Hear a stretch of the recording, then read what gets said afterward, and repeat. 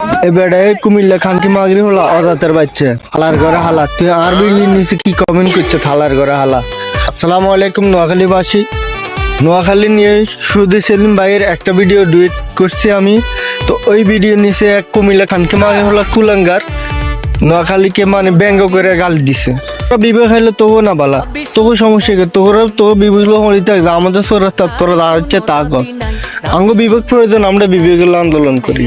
আবার তোরা এত কিছুই কস আমরা নোয়াখালী ফেনী লক্ষ্মীপুর তবু বিবেকের লগে যাইতাম না আমরা প্রয়োজনে আলাদা বিভাগ ঘোষণা করম আলাদা বিভাগের আন্দোলন করতেছি আলাদা বিভাগ আমগো হইব আর নতবা আমরা চট্টগ্রাম বিভাগের সাথে আছি আমরা এটাই ভালো আছি দুইটার একটা মাকার তখন কুমিল্লার লগে আমরা বিভাগে যাইতাম না কে বুঝতি হালার করে হালা আর এই কথাগুলো মনে রাইস।